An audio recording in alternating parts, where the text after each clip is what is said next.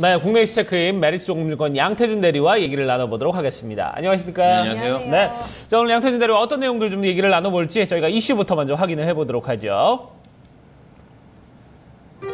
자, 오늘의 이슈는 폭스바겐이 주는 국내 영향에 대해서 얘기를 좀 나눠보도록 하겠습니다.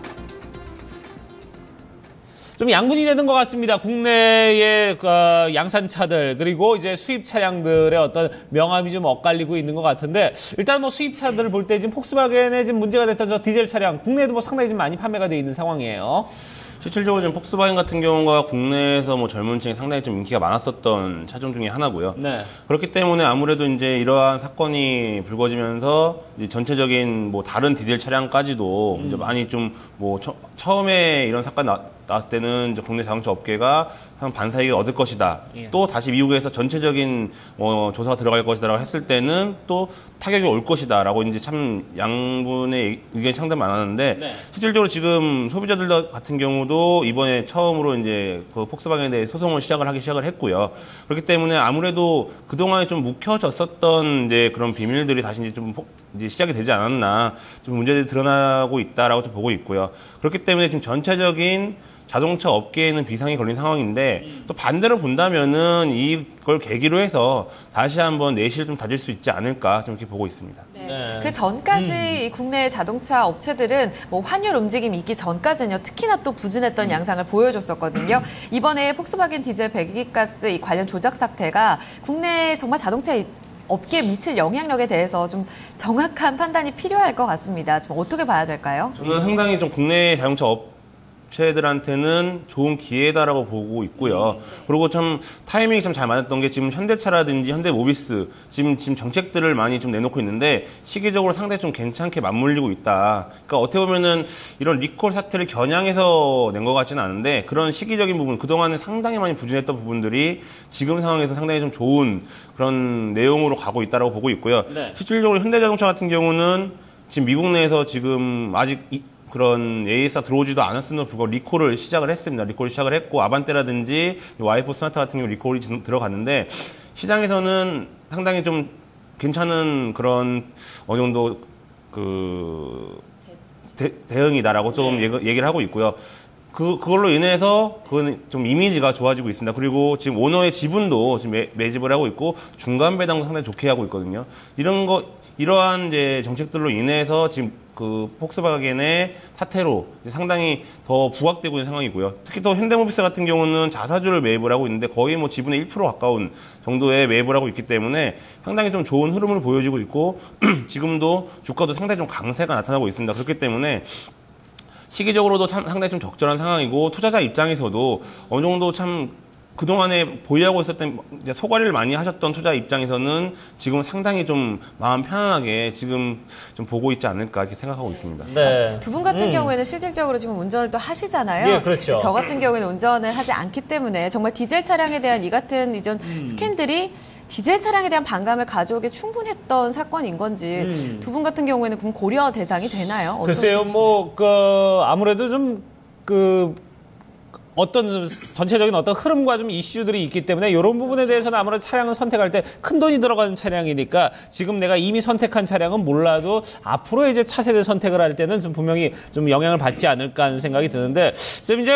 이런 부분도 이제 있는 것 같아요. 리콜에 대해서 하필이면 또 이럴 때 왜 현대자동차 리콜 사태가 벌어지냐 뭐 이렇게 얘기를 하는데, 분명히 이런 부분은 좀 어떤 소비자들의 요구가 아닌 어떤 선제적인 리콜이라는 부분에서는 분명히 좀 인식은 해외에서 분명히 좀 다른 상황이에요. 이런 부분이 좀 긍정적으로 좀 이렇게 흘러가고 있는 부분인데, 자, 그러다 보니까 이제 우리가 이 자동차주를 볼 때도 관련주들 분명히 이제 디젤 차량이 주력인 회사들, 아니면은 이제 다른 쪽에 어떤 차세대 차량이 좀 주력인 회사들, 이런 부분에 대한 명암은 분명히 좀 엇갈리고 있는 것 같습니다.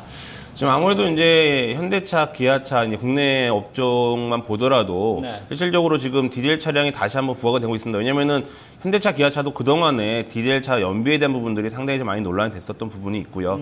그렇기 때문에 이번 사태를 계기로 어떻게 보면 이제 지금 신차를 구입하시는 분 입장에서든 지금 갖고 계시는 입장에서든 더 좋은 환경의 디젤 차들이 나오지 않을까, 좀 이렇게 좀 보고 있습니다, 개인적으로는. 그리고 더 나아가서는 반사 이익으로 지금 전기 자동차가 상당히 좀 이슈가 되고 있는데요.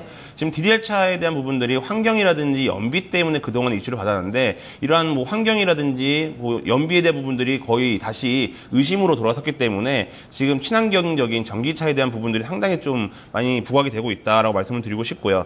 지금 특히 중국 같은 경우는 환경에 상당히 민감한 나라고 지금 전기차 그 판매량도 미국을 제치고 1위로 올라섰기 때문에 당분간은 이런 전기차 업종 관련된 특히 배터리, 그러니까 LG화학이라든지 뭐 삼성 SDI 그리고 이제 차량 경량화에 관련된 이런 전기차 관련 종목들이 상당히 좀 좋은 흐름을 보여줄 것으로 보고 있고 지금 전 세계적인 흐름으로 봤을 때도 뭐 테슬라라든지 GM 같은 경우도 지금 이번 폭스바겐 리콜 사태로 인해서 다시 한번 반격을 좀 꾀하고 있다라고 좀 보고 있습니다. 네, 일단 뭐 전기차의 친환경성도 부각이 되고 또 완성차 같은 경우에도 반사 이익을 일정 부분 누릴 수 있을 것이다라는 긍정적인 이야기들이 나오는데 일단 시장이 손을 들어줬죠. 이쪽 편으로요. 앞으로 이런 영향력과 더불어서 지금 시장의 어떤 전개 사항을 어떻게 봐야 될지 예상도 좀 한번 들려주실까요? 우선 흐름은 당분간은 자동차 업종으로 좀 쏠릴 것 같습니다. 하지만 전체적인 시장 분위기는 아직까지는 변하지 않았다. 왜냐하면 아직 뭐 큰 그림으로 봤을 때 미국 금리 인상이라든지 중국에 대한 부분들은 아직까지 변함이 없기 때문에 물론 단기적인 이슈, 그동안 이슈는 상당히 많았죠. 뭐 사물 인터넷도 있었고, 뭐 바이오 제약도 있었고, 지금은 또 전기차 쪽으로 왔기 때문에 지금 시장은 자동차 업종들 당분간은 뭐 환율이라든지 이런 부분 때문에 강세로 나타날 수 있겠지만은 어느 정도는 보수적인 관점으로 유지하면 좋을 것 같고요. 물론 어제 시장만 봤을 때는 지난 연휴 기간 동안 미국 시장이라든지 뭐 주요국들은 상당히 많은 하락폭을 나왔습니다. 하지만 한국 시장 같은 경우는 좋은 흐름을 보여줬거든요. 근데 과연 이 흐름 같은 경우가 지속이 될지 안 될지에 대한 부분들, 즉 매매 타이밍을 잡기에는 아직까지 좀 애매한 시기이기 때문에 예를 들어 자동차 관련 종목들을 보유하고 계신 분들은 계속 뭐 홀딩하신 전략이 좀 좋지만은 그 외에 신규 편입은 아직까지는 논하기 좀 힘들 것 같고요. 지금 수급적인 부분들도 아직까지는 갈팡질팡하다라고 말씀을 드리고 싶습니다. 왜냐면은 기관들 같은 경우는 매도 전환을 했고요. 특히 투신이라든지 연기금 중심으로 매도 전환을 했고 어제 같은 경우 외국인은 매수 전환을 했지만은 과연 이 매수 전환이 다시 지속이 될지 뭐 지난 과거를 봤을 때는 3거래일 정도 다시 매수 전환했다가 매도 전환했을 때는 그 매수한 걸 다 매도한 양상이 나왔기 때문에 이번에 매수 전환으로 해서 다시 한번 외국인이 매수 뭐 전환을 해서 지속될지 안 될지에 대한 부분들은 아직까지는 미지수이기 때문에 현재로서는 매매 포인트를 좀 잡기는 좀 애매한 시기다라고 좀 말씀드리겠습니다. 네, 자 그러면 이제 우리가 관련 종목들도 이제 좀 같이 좀 체크를 좀 해봐야 될 텐데 좀 어떤 종목들 좀 들여다볼 수 있을까요? 개인적으로는 지금 아무래도 이슈가 되고 있는 지금 전기차 시장 쪽에서 좀 대장주 격인 뭐 LG 화학 쪽이 좀 괜찮지 않을까라고 말씀을 드리고 싶고요.